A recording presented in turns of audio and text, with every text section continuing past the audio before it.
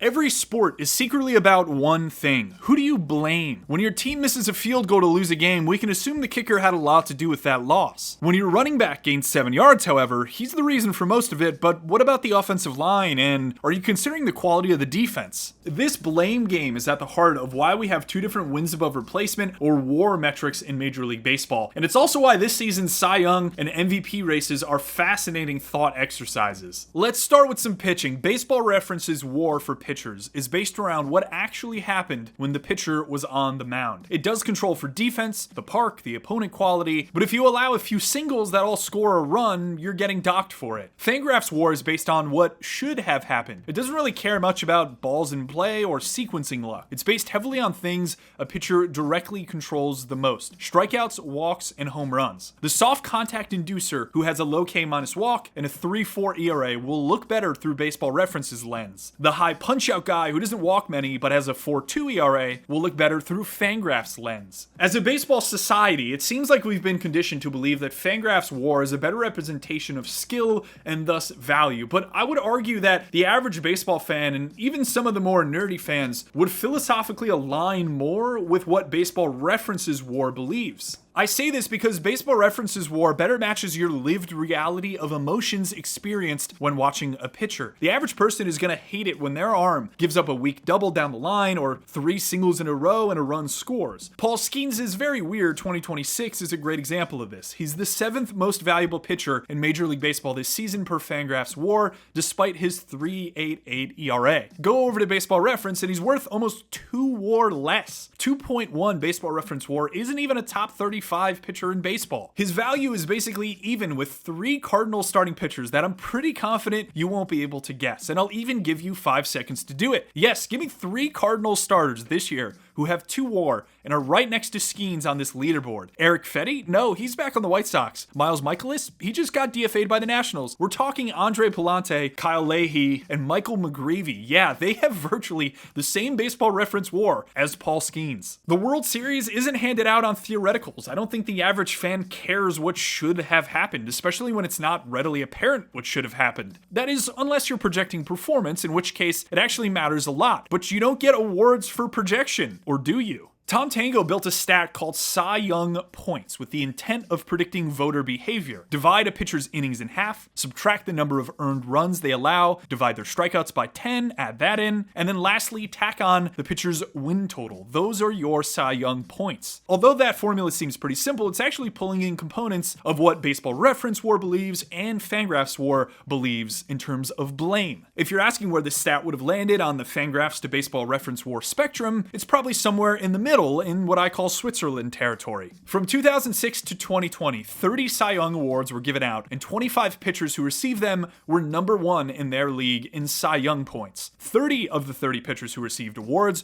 were either number 1 or number 2. Then 2021 happened, and Corbin Burnes won the Cy Young despite not being number 1 in Cy Young points, or number 2, or number 3. He was number 4. And the way to justify him being number 1 was to add a layer to that very simple formula called fielder independent pitching runs, or FIP runs. So this adjustment is basically saying, hey, we think voter behavior might be pushing a bit more towards the FanGraphs WAR side of things. So in that very simple formula we had, let's remove some of the ball and play effect that's caught up in the earned run component by bringing in an adjustment that looks more at FIP runs. And again, FIP is a concentration of homers allowed, walks, and strikeouts, the 3 things that FIP argues pitchers control more than anything. Or what I like to say, voters are moving to the dark side. Now, for the last 4 seasons, we haven't had a case like that 2021 Corbin Burnes year. The pitcher who was number 1 or 2 in just regular Cy Young points has won the award. But if you look at 21 through 2025's voting beyond the first 2, FIP adjusted Cy Young points beats regular Cy Young points when trying to predict where pitchers actually landed in voting, confirming that yes, voters are starting to convert to the dark side and believe what should have happened more than what actually happened. Cam Schlittler and Jacob Mizorowski are the leaders in both Cy Young points and FIP adjusted Cy Young points this season. So we're not looking at another chance for voters to show their true colors or have to make a very difficult decision. It's more than likely those 2 will win the awards, and they're more than deserving. The market also agrees that both of these are the Cy Young favorites, Sanchez, but the market's gap between Cam Schlittler and Dylan Cease is smaller than Misiorowski to Christopher Sanchez, despite the fact that Cy Young points and FIP-adjusted Cy Young point gaps are actually closer for the National League race. Another odd thing is that the market actually thinks Chris Sale is the second most likely pitcher to win the National League Cy Young behind Misiorowski, despite the fact both of our Cy Young points models think that it's pretty clearly Christopher Sanchez. And that connection back to the markets is a really good example of how voter behavior can be kind of weird, even in the presence of data and information that tells us there's probably a clear answer in one direction or another. And that takes us to the National League MVP race. The National League MVP race kinda isn't close right now when you look at the numbers. Shohei Ohtani and Crow-Armstrong are having comparable offensive seasons. Their slash lines aren't dramatically different, and both of them are about 50% better than the league average hitter using weighted runs created plus. WRC plus is just assigning a value to each kind of base hit to better reflect run production. Batting average definitely doesn't do this. Slugging percentage kinda does this, but it's not as accurate. So let's move to defense. Crow-Armstrong is having the single best defensive season we have seen in the StatCast era. Ohtani pitched 85 2/3 innings with a 1.79 ERA and doesn't play the field when he hits. The common discourse I've seen online has been, well, Ohtani's pitching is more valuable than PCA's defense without giving a hard reason as to why. Unfortunately for those people, we can convert both PCA's defense and Ohtani's pitching to a run value scale and see that PCA's defense is more valuable. So the offense is comparable. PCA's defense is more valuable than Ohtani's pitching. PCA is also adding in a lot of value via base running. Consider everything we just talked about, make positional adjustments. The same batting line is way more valuable from a center fielder than it is from a DH, and you end up with both FanGraphs and Baseball Reference WAR agreeing that PCA is better. When you go to the markets, however, it's a 50-50 split in odds, which doesn't really reflect the numbers at all. These are market dynamics. Remember, these markets are not predicting who has the higher WAR, they're predicting how voters will vote. What this tells us is that the market is baking in some advantage for Ohtani to close that 1-2 WAR gap between the two players. And this doesn't really have to do with projections. If you play out the last 40 or so games of the season,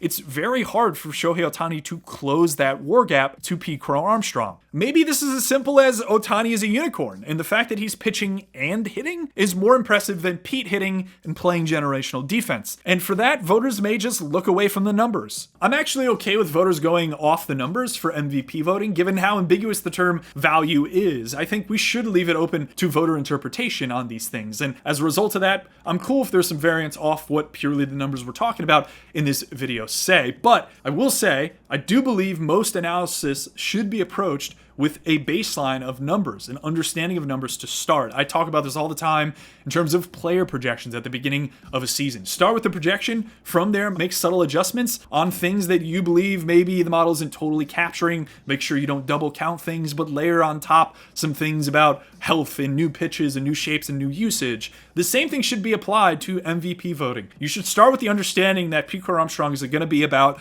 1-2 WAR, let's say maybe even 2-3 WAR above Shohei Ohtani at the end of the season, no matter what model you're using to baseline their value. Then, if you want to layer on a unicorn boost for Ohtani doing two things that literally no one else can do, you can do that, but you have to do that with the understanding that you're adding 2-3 WAR on top of Ohtani's value. Are you comfortable doing that? What is that 2-3 WAR actually worth? 2 WAR is like Jack Caglione or Kyle Bradish this season. That's really valuable. Are you comfortable saying that the oddity of Ohtani is worth 2 WAR, $20 million in the open market? These are all things that I think allow us to have a better understanding of those small adjustments you're making. The John Heyman argument that came up a bit on MLB Network is that center fielders are overrated. Sure, he might be correct. If he is correct, how much is the adjustment down? Is it a full WAR? Is it half a win? If it's a full WAR down, PCA is still ahead. So Heyman's argument doesn't really matter in that case. I just think approaching things with this statistical baseline and then adjusting off it is the way to think about this MVP voting. And valuing things not baked into WAR takes us to the AL MVP race.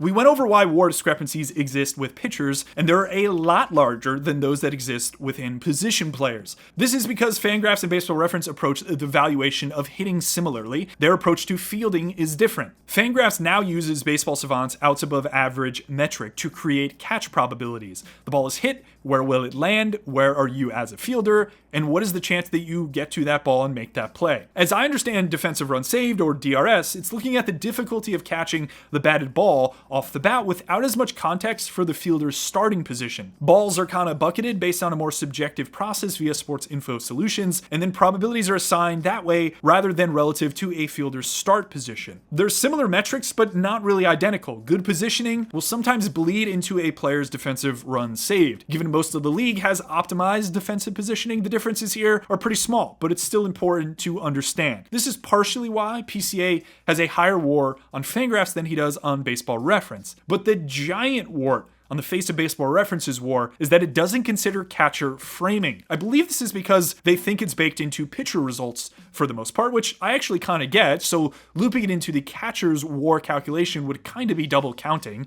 But to me, this basically makes Baseball Reference WAR rough to use when examining catchers. Aaron Judge won the AL MVP by a hair last year when you look at the voting. He led Cal Raleigh in WAR on FanGraphs by 1 and on Baseball Reference by a whole 2.5, and that is a direct result of the framing issue we just talked about. So Judge was clearly deserving, yes. If you were the one of many that voted for Cal Raleigh, however, you hopefully would walk through the same thought process we did with PCA and Ohtani. You have to make up that one FanGraphs WAR gap with something. And to me, that's actually pretty reasonable to do with a catcher. It sits within game calling. Cal Raleigh was literally calling the pitch types for the Mariners staff last season. Catchers affect every decision a pitcher makes. Sure, most of game calling is formulaic. Advanced scouting is done together between coaches, data analysts, pitchers and catchers. Everybody's involved. But as you get deep into games and the starting pitcher faces a lineup a second and third time, in that moment, I think catchers have a massive influence on how a pitcher is attacking those hitters. Maybe some of that is caught up in framing and some of the other peripheral things that are controlled for in catcher defense. But if 10 years from now you told me that we all came to agreement that there's one position we'd been undervaluing ever since WAR existed, it would obviously be in catchers. Now, is game calling and the influence Raleigh has on a pitcher from a pitch selection standpoint and his ability to advance scout hitters, read swings, and all this other stuff, is that worth the one WAR gap on FanGraphs between Judge and Cal Raleigh? I kind of think it is. And we're going to run into the same issue again this year. Yordan Alvarez and Dylan Dingler are separated by 0.2 WAR on FanGraphs and 0.9 WAR on Baseball Reference. We have another month and a half to see if Yordan can separate from Dingler more, but I think even if they end up with similar WARs on FanGraphs, voters are going to lean towards the big bat once again. At this moment in time, I would apply my 0.5 to 1 WAR boost to the best catchers and probably vote for Dingler. The other route to take on this ballot is via the player that I flashed on screen once but haven't really mentioned, Bobby Witt Jr., who's getting to 6+ WAR through his defense similar to Pete Crow-Armstrong. So you can agree with my Dingler take that catching is kind of undervalued, which I'm going to reserve the right to fade if he struggles down the stretch, or you could disregard that point and go with Bobby Witt, or you can believe that defensive metrics generally still suck and probably should be discounted more than they are brought into WAR, which would push you to Yordan Alvarez. WAR is a very odd statistic, and I don't think we've done a good enough job on the baseball media side of helping people understand the differences between the two WARs and also the philosophical undertones that exist in each of them. And maybe you can now place yourself better on the spectrum of whether you believe FanGraphs WAR or believe Baseball Reference WAR, or whether you hit a combination of the two of them. You can always pull the Switzerland and average the two of them together, which is why I built a small applet that I'll link to in the video description. I was using it a bit in this video that shows you pitchers and shows you their split WARs, and also just averages the two together and helps you understand what some of the larger differences are in baseball. I will say, you're going to look at this and see a lot of the names that are better from the FanGraphs side and go, those guys are all awful pitchers this season, and it's really hard to believe in them. And then you're going to look at all the other guys from the Baseball Reference side, the Nick Martinez's of the world, and go, that guy's been great. How could I not like them? So again, philosophically, I think the average person is going to align themselves more with Baseball Reference WAR, despite the fact I do believe we've been taught to believe that FanGraphs WAR is a bit better. So that difference is something that I think is going to be hard to reconcile in the public space, but I hope this video did a decent enough job of educating you on these things and what I think about a lot when I think of awards voting as well. I don't have an MVP vote, but I think you would probably get who I would vote for, and at least the process I would go through in arriving at my MVP vote from this scenario, and really trying to value if I'm making up a difference of 1 to 2 WAR. Am I double counting something? What am I bringing into the equation that closes that difference and isn't actually worth as much as I think it is in my head? So I hope you enjoyed this video, and I'll see you guys soon. Take care.